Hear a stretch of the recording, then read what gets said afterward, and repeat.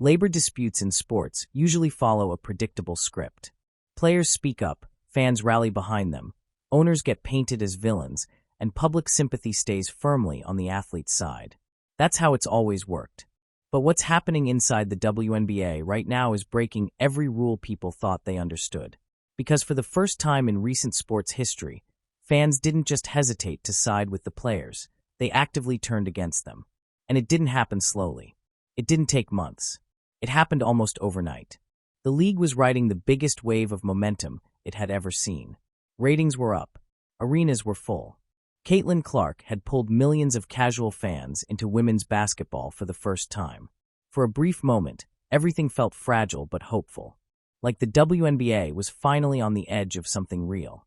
Then one statement dropped. And suddenly, everything felt unstable again. The WNBA Players Association released a message meant to project strength. Instead, it exposed confusion. The tone wasn't cautious. It wasn't measured. It wasn't strategic. It was confrontational, emotional, and framed as a moral battle rather than a business negotiation. And fans noticed immediately. But here's the part nobody expected. Instead of pushing back loudly, instead of escalating the situation, instead of flexing power, the owners stayed quiet, calm, controlled. And that silence changed everything. Because in moments like this, perception moves faster than facts. And once the narrative flipped, there was no easy way to pull it back. But that wasn't the whole story. Because the real turning point didn't come from what the players said. It came from what the owners didn't do. Days before the collective bargaining agreement officially expired, WNBA ownership made a move that most people didn't fully appreciate in real time. They announced publicly that they would not lock out the players. That one decision quietly shifted the entire power dynamic. In labor disputes, a lockout is the nuclear option. It signals aggression. It turns fans against ownership instantly. By refusing to use it, owners position themselves as calm, reasonable, and open to dialogue. Whether that was fully true or not didn't matter. The optics were already locked in. They didn't issue a manifesto. They didn't posture. They didn't moralize. They released a short, professional statement. Around 70 words. No emotional language. No accusations. Just business fundamentals. Growth. Sustainability. Long-term stability. A commitment to improving player pay while keeping the league alive. That contrast mattered more than anyone expected. Because the WNBA isn't the NBA. It doesn't have decades of profitability to fall back on. It doesn't have an audience that will stick around no matter what. This league has survived on patience, subsidies, and belief, not leverage. Fans know that. And when they saw one side speaking like executives trying to build something, and the other speaking like activists looking for a fight, their instincts kicked in. Public sympathy started drifting. Quietly at first. Then all at once. Sports fans are simple in one key way. They reward whoever looks reasonable. Especially casual fans. Especially new fans.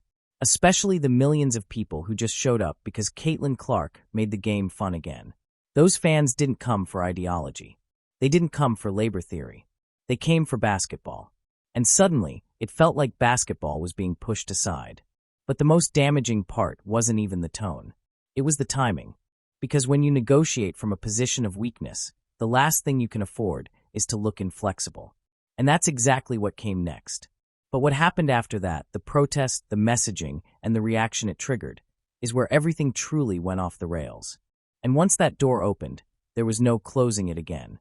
If the Players Association wanted to keep public support, there was one rule they absolutely could not break. Never make it look theatrical. The second a labor dispute feels performative instead of practical, fans disengage emotionally. And once that happens, sympathy evaporates fast. That's exactly what happened next. As the clock ticked toward midnight and the collective bargaining agreement officially expired, attention should have stayed on negotiations behind closed doors. Instead, cameras caught something else entirely. An inflatable protest rat. Right outside the NBA store in New York City. To labor activists, the symbolism was familiar. To everyday sports fans, it felt bizarre. Juvenile. Almost parody level. The message wasn't, "We deserve better." The message looked like, "We're not taking this seriously." And perception is everything. The WNBA exists in a fragile ecosystem. It has never turned a profit. It relies on NBA support, corporate patience, and goodwill from fans who want the league to succeed. When you operate in that space, optics aren't secondary, they're survival. Fans didn't see workers standing up to power. They saw a league finally gaining momentum, choosing chaos. Social media reacted instantly. Comments flooded in questioning why negotiations over millions of dollars were being framed like a dockworker strike. Why the tone felt angry when progress was clearly being offered. Why the players were acting like they had leverage they didn't actually possess. And then people started comparing statements. The Players Association released a long, emotionally charged manifesto packed with phrases like pay equity is non-optional and regressive provisions that no longer belong in women's basketball. It read like a political document, a moral indictment, a demand for justice. The league responded with less than a quarter of the words. No accusations, no ideology, no grandstanding, just growth numbers, commitment to raising salaries, and a focus on long-term sustainability. That contrast didn't just hurt the Players Association, it buried them. Because casual fans don't analyze labor disputes deeply. They judge tone. They judge intent. They judge who sounds like they're trying to build something versus who sounds like they're trying to burn something down. And this time, that judgment landed hard. People who had spent years defending the WNBA suddenly started saying things they never thought they would say out loud. Comment sections flipped. Polls tilted. The phrase, "I'm siding with ownership," started appearing. And once that happens in a sports labor fight, you're already losing. But the biggest mistake hadn't even surfaced yet. Because buried underneath all the emotion was a demand that exposed just how disconnected this strategy really was from economic reality. And once fans understood what the players were actually asking for, patience disappeared completely. Here's where everything truly unraveled. Once fans got past the tone, past the protest visuals, past the emotional language, they finally reached the core demand buried inside all that messaging. And when they did, the reaction wasn't confusion anymore. It was disbelief. The Players Association wasn't just asking for higher salaries. They were demanding a 50-50 revenue split based on gross revenue. On paper, that sounds reasonable, even fair. NBA players get it. NFL players get it. So why shouldn't WNBA players? That's how it was framed. But framing and reality are two very different things. Because revenue sharing only works when there is profit. Not projected profit. Not future potential. Actual, leftover money after expenses are paid. And that's where the entire argument collapsed. The WNBA has never turned a profit in its entire existence. Not once. For nearly 3 decades, the league has operated at a loss, covered year after year by NBA subsidies and ownership patience. That's not an insult. That's a documented business reality. So when fans realized the Players Association wasn't asking for a share of profit, but a share of gross revenue, the tone shifted immediately. Because that's not revenue sharing. That's asking owners to increase their losses every time the league grows. Think about that for a second. If revenue goes up but expenses still outweigh income, a percentage-based payout means owners lose more money as the league becomes more popular. No major sports league in the world operates like that. Not one. Fans started doing the math themselves. They realized the owners had already offered something unprecedented. Massive salary increases, improved travel conditions, upgraded facilities, and better quality of life across the board. By traditional labor standards, it was a strong opening offer. But the Players Association wasn't meeting them halfway. They were swinging for a structure that only works after profitability is proven, not before. And once fans understood that distinction, sympathy disappeared fast. Because now it didn't look like underpaid athletes fighting exploitation. It looked like negotiators ignoring basic economics. Comment sections turned brutal. People started saying things like, "You're asking for NBA benefits without NBA revenue." Others questioned why players wouldn't take guaranteed salary increases now and revisit revenue sharing later, once the new media deals actually kicked in. And that's the part that made this even harder to defend. Because the timing couldn't have been worse. The WNBA had just signed new media rights deals with ESPN, Amazon Prime, and other platforms. Deals that are expected to triple or even quadruple media revenue starting in 2026. Real money was coming, but it hadn't arrived yet. Owners weren't negotiating with cash in hand. They were negotiating with projections, forecasts, best-case scenarios. And after funding losses for nearly 30 years, They weren't about to lock themselves into a revenue-sharing model before seeing whether profitability was real. That hesitation wasn't greed. It was caution, and fans recognized that. They saw owners saying, "Let's grow this together and revisit the split once the league is actually making money." Meanwhile, the Players Association was saying, "Give us the split now or else." That or else mattered, because everyone understood what it meant. No deal meant no season. And suddenly, people started asking a question nobody wanted to ask out loud. Who actually loses more if there's no WNBA season? The owners, who have been covering losses for decades, or the players, many of whom rely on WNBA income and visibility to sustain their careers?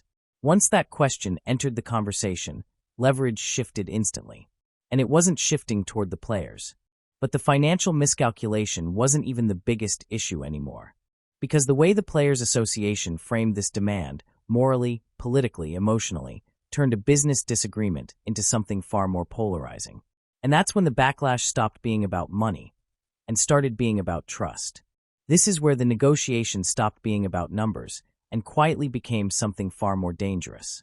Instead of framing the dispute as a timing issue or a long-term financial disagreement, the Players Association leaned hard into moral language. Words like equity, justice, and regressive systems dominated their messaging. The implication was clear. This wasn't just a contract dispute, it was a matter of right and wrong. And once you cross that line, there's no neutral ground left. When you frame a negotiation as a moral battle, anyone who disagrees with your demands isn't just opposing your strategy, they're opposing justice itself. That's a risky move in any industry. In sports, it's often fatal to public support. Fans don't tune in to labor disputes looking for ideological alignment. They tune in to understand whether the people involved sound reasonable. And reasonableness disappeared the moment economic disagreement was framed as oppression. That's when longtime supporters started pulling back. They weren't rejecting the idea that players deserve better conditions. They weren't denying the league's historical shortcomings. What they were rejecting was the implication that anyone who questioned timing or feasibility was morally compromised. Because the numbers didn't match the rhetoric. Owners weren't slashing salaries. They weren't proposing rollbacks. They weren't threatening lockouts. In fact, they had publicly committed to not locking out players, a move that instantly put them on higher moral ground. Yet the Players Association continued speaking as if they were under attack. That disconnect became impossible to ignore. Fans noticed that the league's statement focused entirely on growth, sustainability, and shared future success, while the Players Association's language sounded confrontational and absolute. One side sounded like it was trying to build a league. The other sounded like it was trying to win an argument. And here's the uncomfortable truth. Moral framing only works when the facts are clean. In this case, the league wasn't profitable. The money players were demanding didn't exist yet. And the owners were still subsidizing operations while promising future raises. That made the moral framing feel forced. People started asking why a league that finally had momentum was risking everything by turning negotiations into an ideological showdown. Why they weren't securing guaranteed improvements now and fighting bigger battles later. And that's when the conversation shifted from what players deserve to whether the Players Association actually understands the position they're negotiating from. Because leverage isn't about what you believe is fair. It's about what the other side can afford to give, and what you risk losing if you don't compromise. And right now, the risks were enormous. The league was on the brink of its most important era. Caitlin Clark had pulled in millions of new viewers. Media interest was surging. The sport had relevance again in mainstream conversations. All of that depended on one thing: there being games to watch. No season wouldn't just hurt owners. It would erase momentum. It would turn casual fans into former fans. And once people drift away, getting them back is nearly impossible. That's why the moral framing backfired so badly. Instead of unifying supporters, it split them. Instead of pressuring ownership, it hardened positions. And instead of accelerating progress, it introduced the possibility of complete collapse. But the most damaging part wasn't even public backlash. It was the realization spreading quietly through fan communities that the Players Association might be gambling with a moment that may never come back. This is the part nobody involved in these negotiations wants to say out loud, but fans are already thinking it. If the 2025 season disappears, the damage won't be temporary. It could be permanent. Momentum in sports is fragile. It's not something you can pause and restart on demand. It builds through repetition, visibility, and habit. Fans don't fall in love with leagues overnight. They drift into them slowly, game by game, season by season. The WNBA finally cracked that code last year. Caitlin Clark didn't just bring viewers. She brought new routines. People who had never watched a WNBA game before were suddenly checking schedules. They were tuning in on weeknights. They were arguing about rotations and referees and late-game decisions. That's how leagues grow. But that growth only continues if there's continuity. A canceled season doesn't just mean lost games. It means broken habits. It means casual fans finding something else to watch. It means attention migrating elsewhere, and attention, once lost, is brutally hard to reclaim. Hardcore fans will come back no matter what. Casual fans won't. And casual fans are the difference between survival and stagnation. Owners understand this. That's why they've been cautious, not combative. They know the league is closer than it's ever been to sustainability, but still one misstep away from slipping back into irrelevance. The Players Association, on the other hand, is acting like time is on their side. It isn't. Every week without resolution makes the possibility of a lost season more real. Training camps can't operate indefinitely without clarity. Broadcast partners can't schedule programming without certainty. Sponsors can't activate campaigns around a league that might not exist that year. Silence creates doubt, and doubt kills deals. The most dangerous part is that a canceled season wouldn't just hurt current players. It would hurt future ones. The rookies who need exposure, the fringe players fighting for roster spots, the international athletes who rely on WNBA visibility to boost overseas contracts. Those players don't have endorsement cushions. They don't have savings from max contracts. A lost season hits them first and hardest. And yet, their voices are largely absent from the public conversation. What fans are seeing instead is a players' association speaking with absolute certainty, as if walking away is a viable option. It might be ideologically satisfying, but economically it's reckless. Because owners can wait. They've waited 29 years already. Players can't.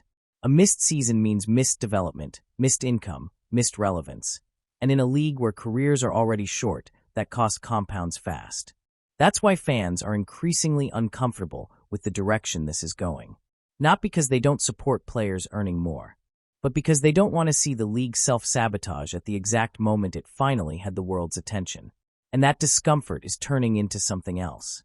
Frustration. Because from the outside, this looks less like a calculated strategy and more like a high-stakes gamble driven by emotion, not leverage. And when fans start feeling like the people in charge are risking something they care about, support erodes. Quietly at first. Then all at once. Here's the uncomfortable truth at the center of this entire standoff. The Players Association is acting like they have leverage. They don't. In fact, this might be the weakest bargaining position WNBA players have ever been in. And that's what makes the strategy so baffling. Leverage in labor negotiations comes from one thing above all else. What happens if you walk away? In the NBA, when players threaten to stop playing, owners lose billions. Broadcast partners panic. Advertisers scramble. Entire sports calendars get rewritten. The pressure is immediate and overwhelming. In the WNBA, the math is different. If the season disappears, owners lose money. But they've been losing money for nearly 3 decades already. The league has never operated in the black. NBA ownership groups have been subsidizing losses year after year, viewing the WNBA as a long-term investment rather than a profit center. That changes everything, because it means the threat of no season doesn't scare ownership the way it scares players. Owners can absorb another year of losses. Players can't absorb another year without income. And that's the leverage inversion nobody wants to talk about. This isn't cruelty. It's reality. WNBA salaries, even at the top end, are not generational wealth. Most players still rely on overseas contracts, endorsements, and seasonal income stacking to make the economics work. A canceled season doesn't just delay a paycheck. It disrupts entire financial ecosystems built around timing and visibility. Yet the Players Association is negotiating as if they're holding the nuclear option. They're not. They're holding a self-destruct button. And fans are starting to see it.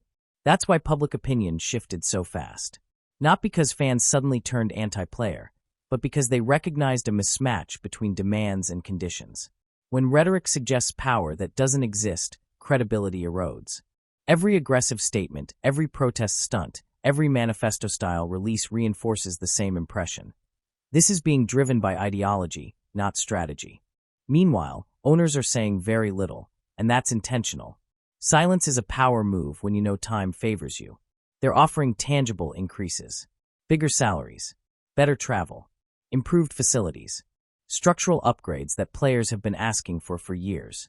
These aren't symbolic concessions. They're real improvements that move the league forward immediately.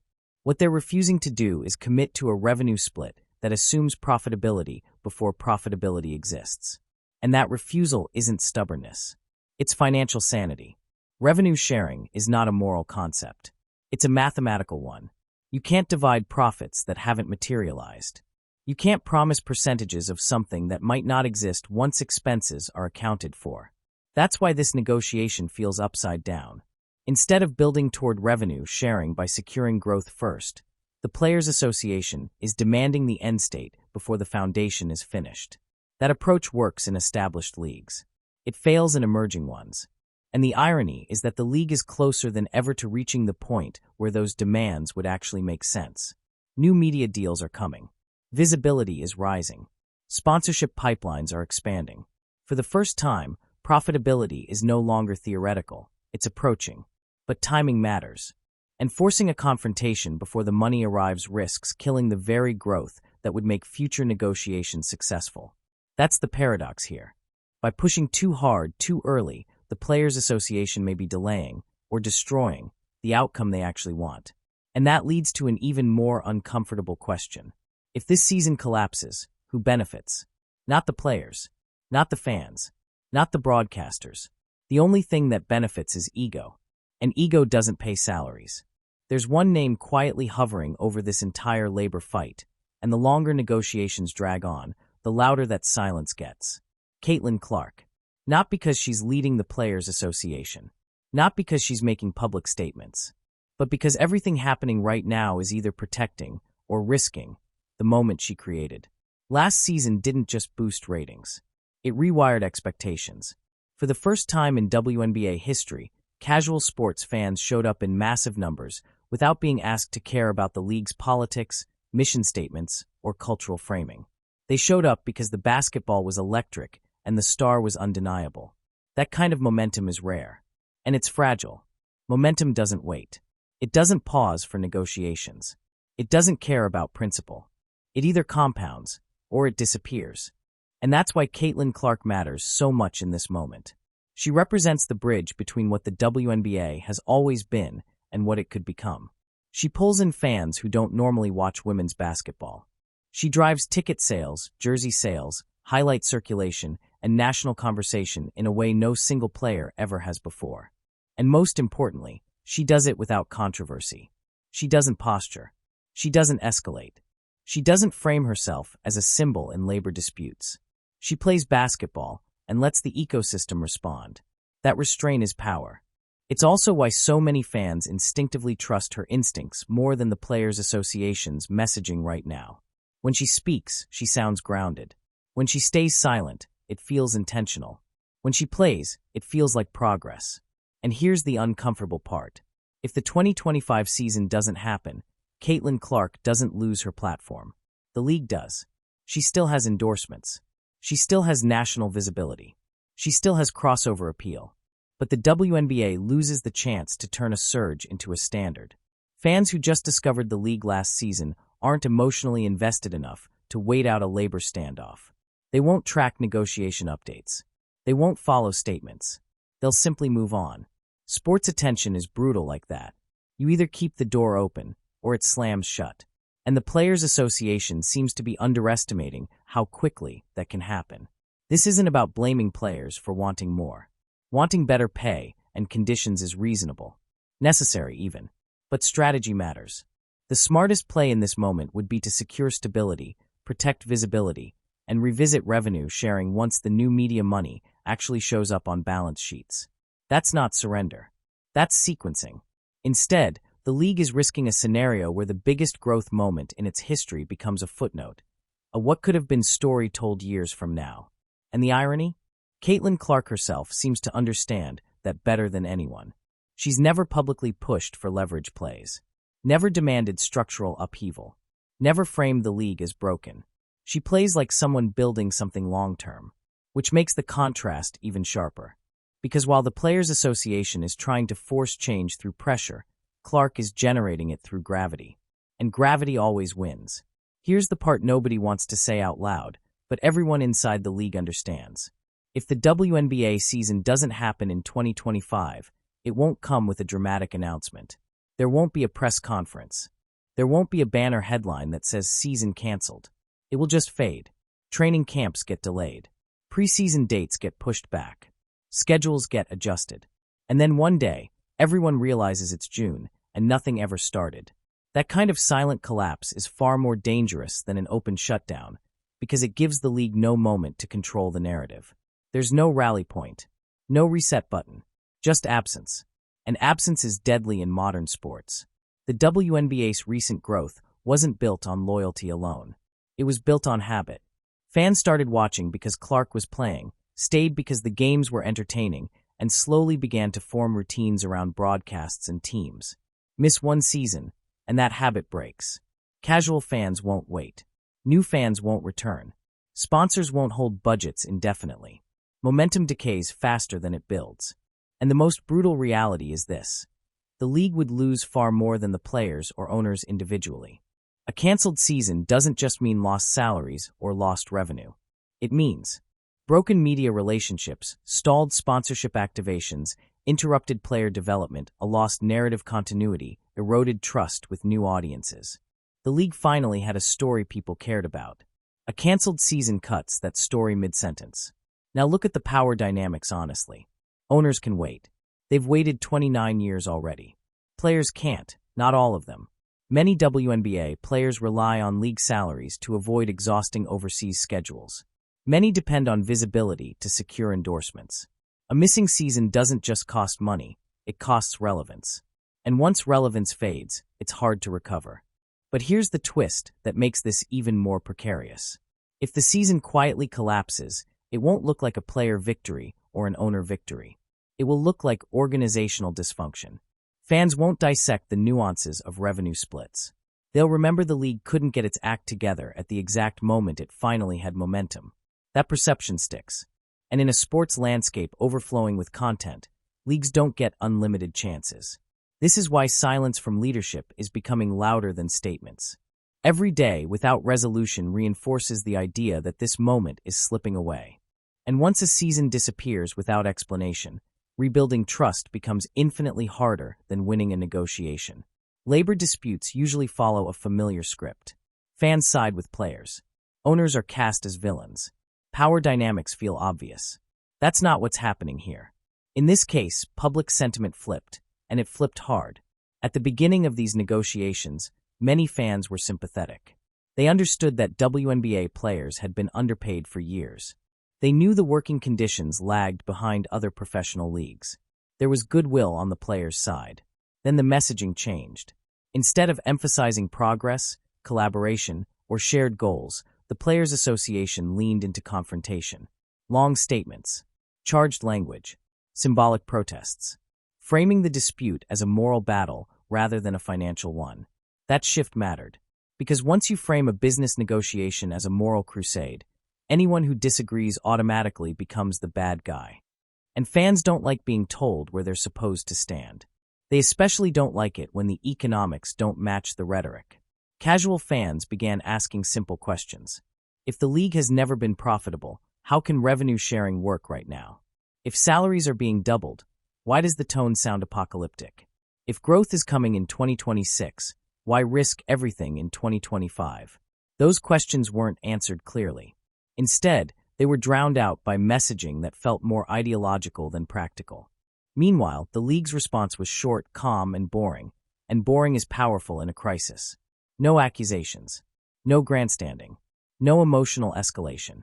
Just numbers, growth projections, and commitments to sustainability. That contrast reshaped the narrative. The Players Association didn't lose public support because fans suddenly stopped caring about fairness. They lost it because they appeared disconnected from reality. And perception is everything. When fans start using words like tone-deaf, unprofessional, and out of touch, something has gone wrong.